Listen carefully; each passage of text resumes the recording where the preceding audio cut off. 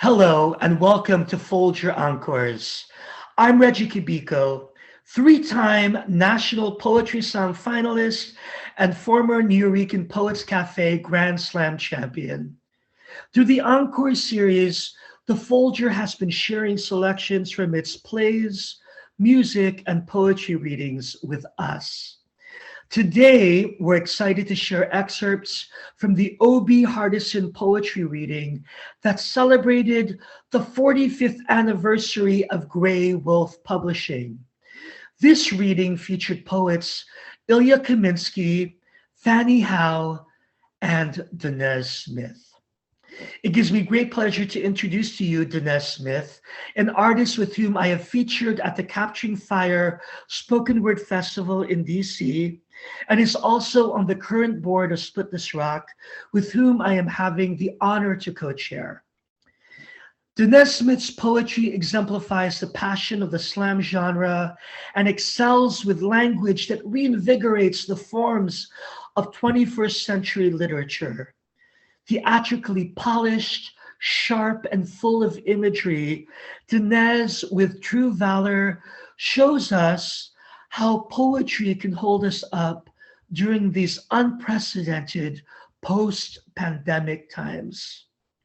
Please join us again for these bi-weekly episodes of Encores, highlighting all that the Folger has to offer. Thank you.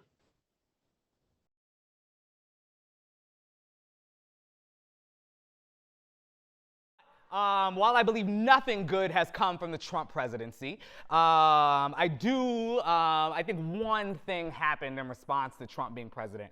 And that was like around 2016-17, or 2017 after he was inaugurated.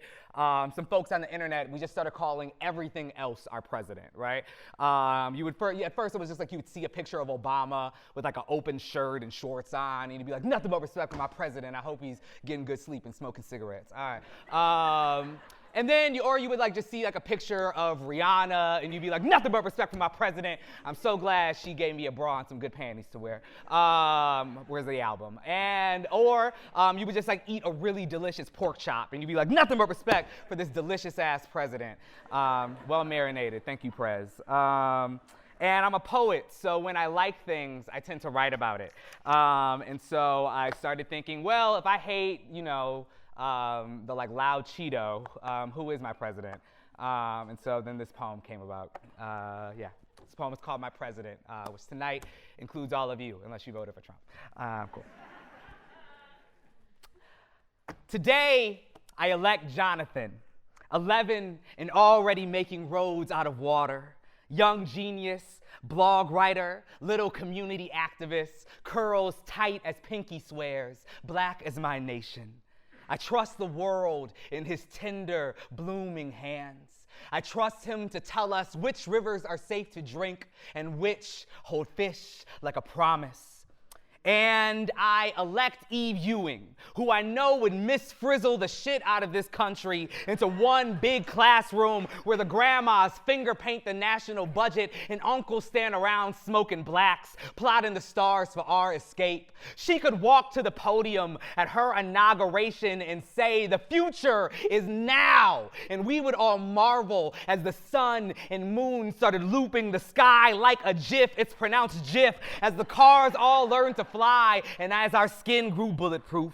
And Colin Kaepernick is my president, who kneels on the air, bent towards a branch, throwing apples down to the children and vets. And Rihanna is my president, walking out of global summits with a wine glass still in hand, our taxes returned in gold to dust our faces into coins.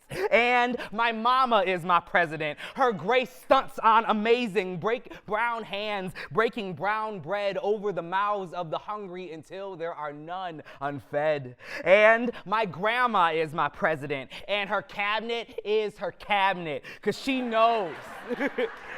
Because she knows to trust what the pan knows, how the skillet wins the war. And the man I saw high kicking his way down the river this morning, he too is my president. And the trans girl making songs in her closet, spinning the dark into a booming dress, she too is my president. And Shonda Rhimes is my president. And Nate Marshall is my president. And Trina is my president. And the boys outside Walgreens selling candy for a possibly fictional basketball team, they too are my presidents. And the bus driver who stops after you yell, "Wait!" only twice is my prez. And the dude at the pizza spot who will give you a free slice if you are down to wait for him to finish the day's fourth prayer, he is my president. And my auntie, only a few months clean, but clean, she is my president. And my neighbor who holds the door open when my arms are full of laundry is my president. And every head nod is my president.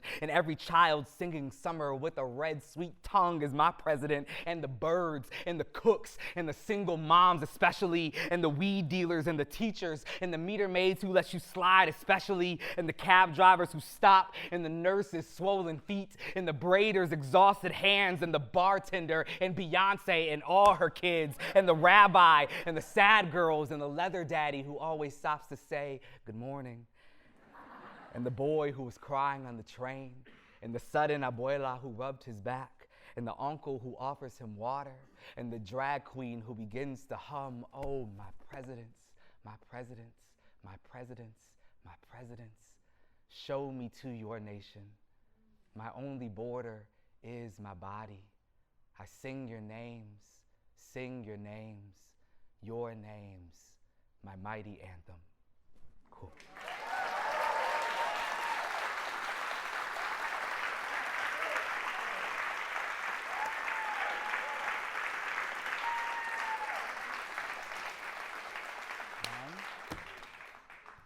Let's make a movie called Dinosaurs in the Hood.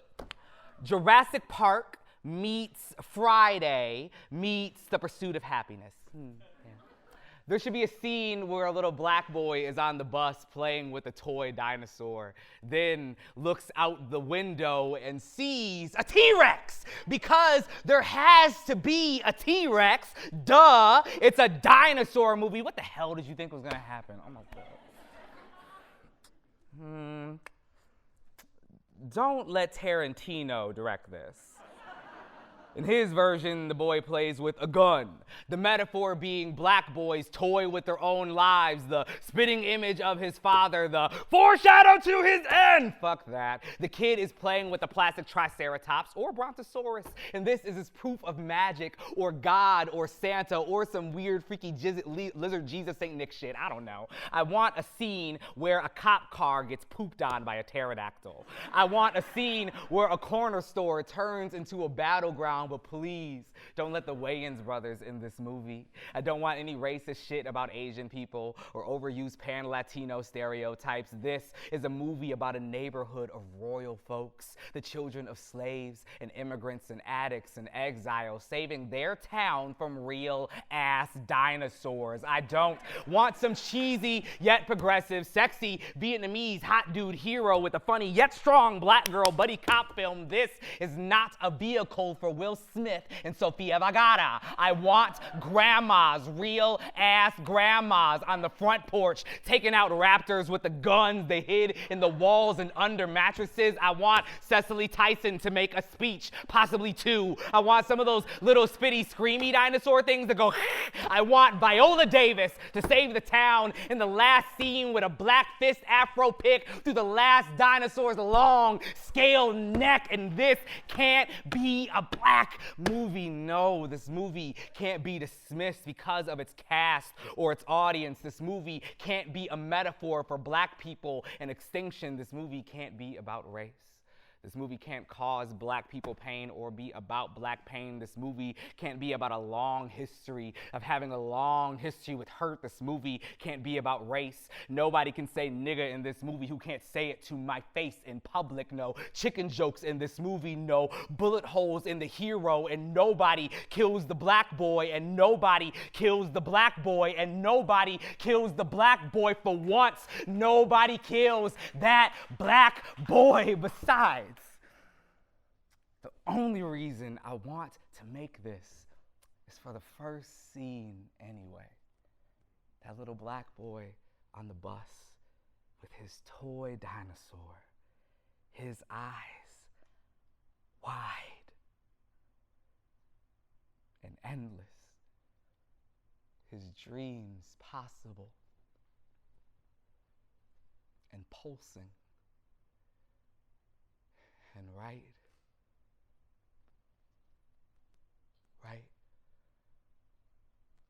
there.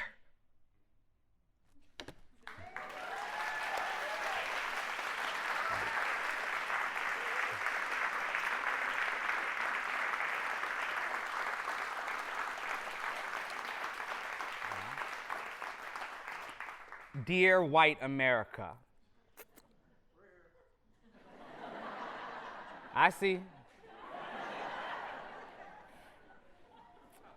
Why do you think I'm doing this poem?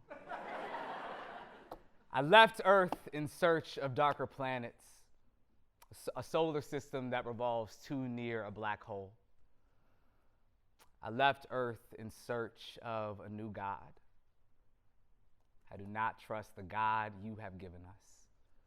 My grandmother's hallelujah is only outdone by the fear she nurses each time the blood-fat summer swallows another child who used to sing in the choir. Take your God back. Though his songs are beautiful, his miracles are inconsistent. I want the fate of Lazarus for Ranisha. I want Chucky, Bo, Mo, Sean, Trayvon, Janila risen 3 days after their entombing, their ghost regifted flesh and blood, their flesh and blood regifted their children. I've left Earth. I am equal parts sick of your go back to Africa's as I am your. I just don't see races. Neither did the poplar tree. We did not build your boats, though we did leave a trail of kin to guide us home. We did not build your prisons, though we did, and we fill them too. We did not ask to be part of your America, though are we not America? That dress ripped, bones brittle, dragging her dead child through Oakland. I am sick of standing this ground. I will not call your recklessness the law. Each night I count my brothers, and in the morning when some don't survive to be counted, I count the holes they leave. Your master magic trick, America. Now he's breathing, now he don't. Abracadabra, white bread voodoo, this sorcery you claim not to practice. Hand my cousin a pistol to do your work. I tried, white people shit. I tried to love y'all, but you spent my brother's funeral making plans for brunch. Talking too loud next to his bones. You took one look at that river plump with the body of girl after boy after sweet, sweet child and asked, why does it always have to be about race? Cause you made it that way. Cause you put an asterisk next to my sister's gorgeous face. Call her pretty for a black girl, cause black girls go missing without a whisper of where. Because there are no Amber Alerts for amber-skinned girls, because Jordan boomed and Emmett whistled and Huey P. spoke it and Martin preached it, because black boys have always been too loud to live, because it's taken my father's time, my mother's time, my grandma's time, my grandpa's time, my aunt's time, my uncle's time, my sister's time, my brother's time, my niece's time, my nephew's time. How much time do you want for this progress? I have left Earth, and I won't stop until I find a place where my kin can be safe, until black people ain't but people the same color as the good, wet earth, until that means something. Until then, I bid you well. I bid you war. I bid you our lives to gamble with no more. I've left Earth, and I am touching everything you beg those telescopes to show you. I am giving the stars their right names. And this new life, our new history, this new story you cannot see or touch or study or steal or ship or whip or rape or cut or burn or hang or separate or free or Jim Crow or red line or shoot or jail or shoot or jail or shoot or jail or accident or jail or shoot or jail or shoot or jail or shoot or shoot or shoot or shoot or shoot or shoot or ruin. No. This, if only this one life is ours. Yeah.